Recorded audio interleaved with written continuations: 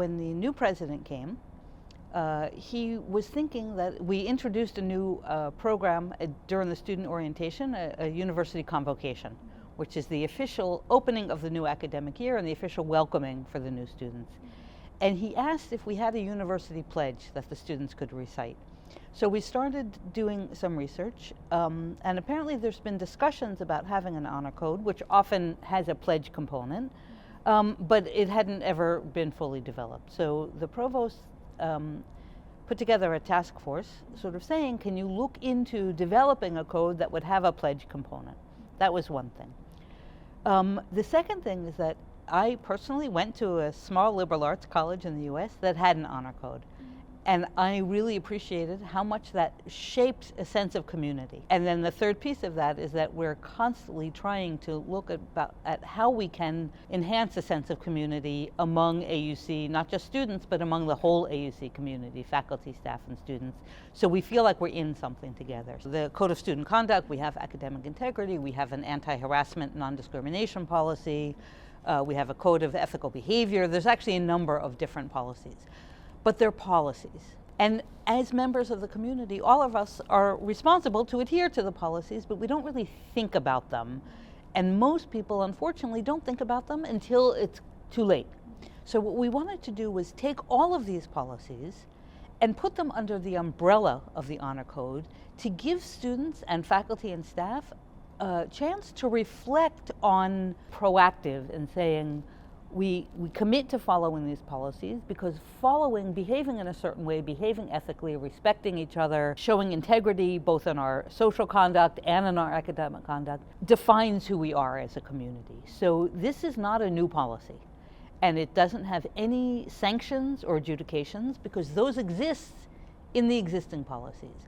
But it's really just a way of saying we have all these policies and we want every member of the community to be aware, to acknowledge that they know they're aware, and to sort of think about how their actions, attitude, words, academic work, how that reflects the kind of people we are and collectively the kind of community we are. Members of the initial task force were Dr. Dina Abdel Fattah from the Department of Economics, who also chairs the Student Affairs Committee of the Faculty Senate. And this was a way of ensuring that the Senate was involved, that student voices were involved. Michelle Henry was at the time the acting Dean of Students. So it was the three of us, we were the initial task force. And then when Dean Jürgen Marcel came, he then became very involved in the process as well. In addition to the three of us, we also then involved the full Faculty Affairs the Student Affairs Committee of the Senate. We conducted focus groups. With the help of the Center for Learning and Teaching, focus group with students to get student input, and then had discussions with many different offices. I wouldn't say challenges, but there was a lot to think about. So we started by doing research on the types of honor codes that exist at different universities. For some universities, their honor code is purely academic, and it's similar to our academic integrity policy. We wanted something broader.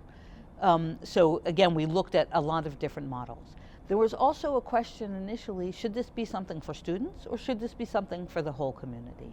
And we had very strong feedback from the Faculty Affairs Committee of the Senate, from members of the Provost Council, that if we're trying to enhance a sense of community, then we really have to address the whole community. So those were the kinds of issues. As you all probably know, last week, the provost, the dean of students, and the assistant vice president for human resources sent out emails to faculty, students, and staff announcing it. Prior to that, the provost introduced it at the most recent campus conversation, which is so through things like this interview.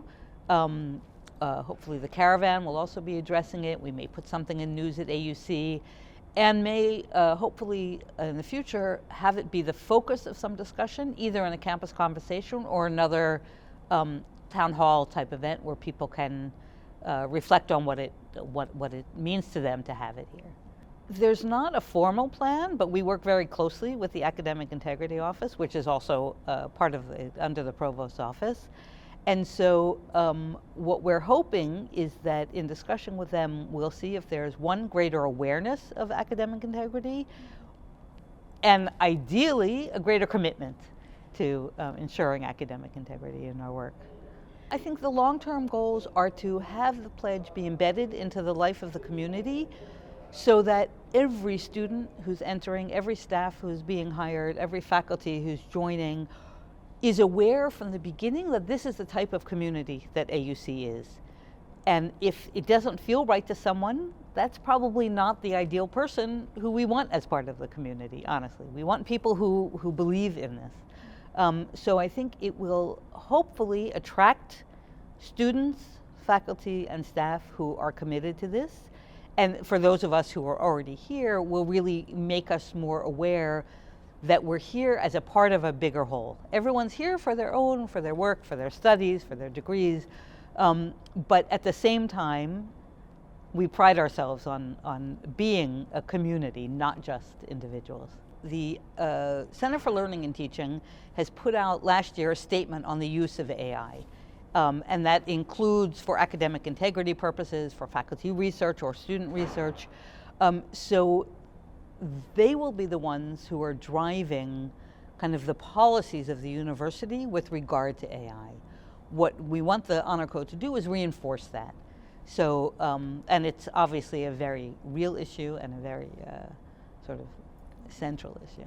So what we're doing now is we actually did it, at the very beginning we thought it was going to be a manual printed form, which is a little bit cumbersome, and we live in an age where we don't really need to create more paper. And so we moved it to an online pledge where students or members of the community are asked to take a look at all of the relevant policies, think about them, and then voice or sort of indicate by signing the online form their commitment to following it.